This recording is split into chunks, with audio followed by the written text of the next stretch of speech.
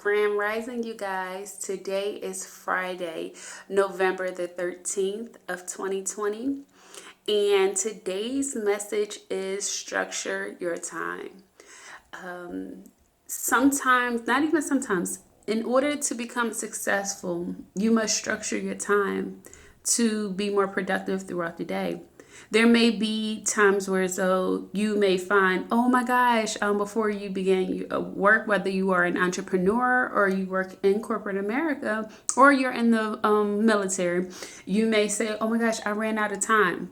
But one way of me disciplining my time is I am minimizing myself on Netflix, or there's this new app on my phone called Pluto TV that I never knew existed. So I've been watching. Many people know I have a TV, but I do not watch TV, like none whatsoever. None. And I'm just so behind on so many different shows. So on Pluto TV, there's so many shows that I've fallen in love with, such as Tamar, Braxton, Get Your Life, Tamar and Vince, and like the Braxton's Family Values, Black Ink Chicago, Cutting It in ATL, LA Here. I don't know. I've been like really into these shows, and I don't know why, but I have been binge watching these shows, and I'm just so grateful for Pluto TV. But I know me, and I know that TV is just something that I've not, even growing up, I wasn't like a big TV fanatic. Which is why when people say, have you ever seen this movie? Have you ever seen blah, blah, blah? I'm like, no, I was the book reader. I don't know. I'm not a big TV fan. So one way of me structuring my time would be to literally disable that app on my phone. And I also have Netflix, but even though I have this subscription to Netflix, I don't even watch it at like hardly. Of course I subscribe to it because Beyonce's Homecoming is on there. Other than that, like I don't even watch Netflix. Like I'll start a series and I just won't finish it. I'm just, or unless it's like a documentary that I've like been recommended and I'll start it, but generally I won't finish it. But so canceling Netflix will be my next step. But other than that, structuring my time would be to even being on YouTube too much. I've noticed that there's been a pattern with being on YouTube too much for me. Whereas though I could be writing chapters or just getting, staying true to my time management schedule. Because if anybody know me, they know that I am a firm believer of staying true to a schedule and staying true to my time management schedule. I've noticed that I've been on like YouTube, Pluto TV and stuff way more than and missing out on my sleep. And it's created an imbalance in my daily routine, my daily activities. I've been waking up later to take my 3-mile runs, and that's just not cool. It's not cool. So in order to take ownership over my life, TV is officially X'd out. And that's not negotiable. that's not up for negotiation.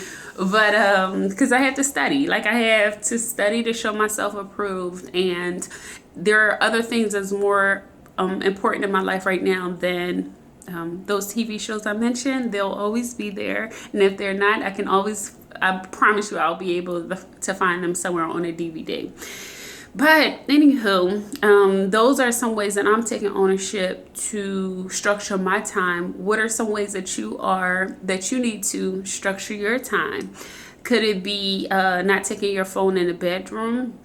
Could it be removing the TV out of your bedroom? A lot of people who know me, who has ever been to my home, know even though I own a TV, up until a few weeks ago, I didn't even own a TV. I think I shared this with you, but maybe a month or two ago, I was at my storage unit, putting some items in my storage unit, and a lady randomly was with her husband, and and she had a brand new RV. Needless to say, she approached me and she said God told her and her husband to buy an RV, minimize everything, throw every single thing away, and to pick up and move to the mountains.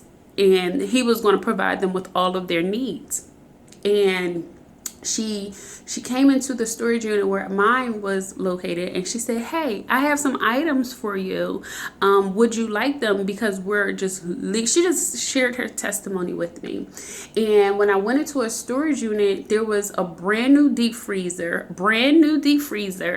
that's never been used, and there was a brand new 55-inch Samsung TV that's never been opened, the one that curves. So the craziest thing is that my oldest sister was like, she needs a deep freezer. So that was going to be my gift to her for Christmas anyway.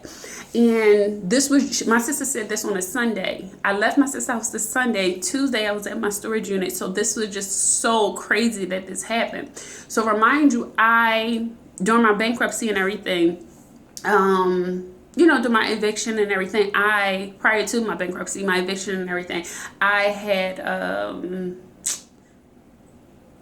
my TV, I didn't have a TV, I didn't have anything. Like, I didn't have anything. And so,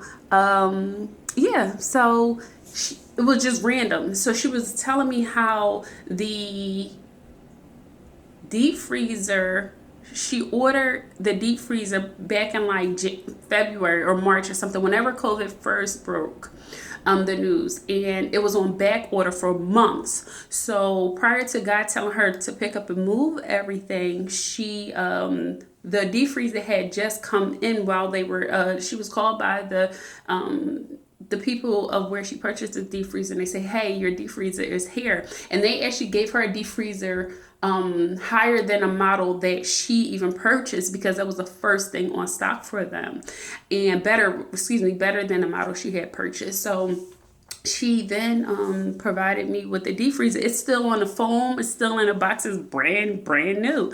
So unbeknownst to my sister, she doesn't follow this channel. She's getting it for Christmas. So I thank God for providing me with all of my needs. That's just a minimum way of me being blessed in 2020. Through COVID, I will tell you, like, this has been a trying year for the collective, but 2020 has shown me truly what God's grace looks like. So needless to say, she gave me a brand new TV. And it's not to brag or boast or anything. I'm just telling you, like, how sometimes when I'm skipping all over, even though the word, the download today is to structure your time. But I just want to quickly go on this tangent to say that there are power in our words. So if you structure your time, you will notice that there will be a direct correlation to that of what you manifest and think about of success. You will see that there will be a direct correlation to the successes of your dreams coming true. And if you don't manage your time, you will see the opposite of those undesirable things of why is life happening to me.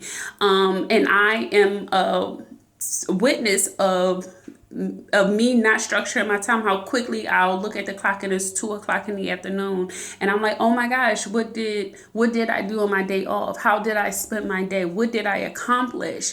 And people already know I'm super disciplined. I will get something accomplished when I put my mind to it. That it is so. It is so. But there are times people don't see this part when I do. We all go through a season of laziness. And sometimes I too go through the same season of laziness, just like everyone else do. But I immediately notice it, take it to God, put it in his hands when the burdens are too heavy for me. And I work, and I am a work in progress. I'm forever a work in progress, whatever I go through.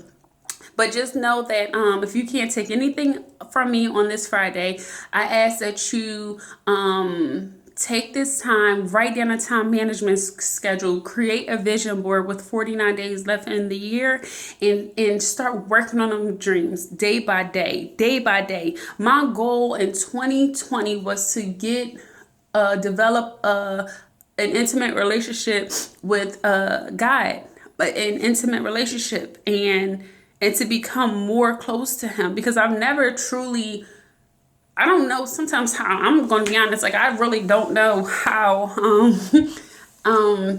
I've been blessed with so many things sometimes, because it was just like a wing and a prayer. I'm going to be honest with you. But with that being said, I said, no, I don't want to live my life like that anymore. I truly want to grow deeper, intimately, and know that without a shadow of doubt, whatever I think of, and as far as like my success and everything, it'll come to fruition. But I hope you guys take some greatness from this message, and to learn how to structure your time. And you can email me at HIGHER3, the number 3 me, that's HIGHER, the number 3 ME at gmail.com, and I can show you some ways of learning how to manage your time wisely. And I can even create a time management schedule for you. Of course, I'm not going to do that for free, but I will definitely assist you with creating a time management schedule to help you be of better service to yourself as we exit 2020 and enter 2021. I love you. I hope you guys stay empowered, inspired, encouraged, illuminated, enlightened, and uplifted. And if it's in God's will, I shall see you tomorrow. Have a great day, you guys. Have a great weekend.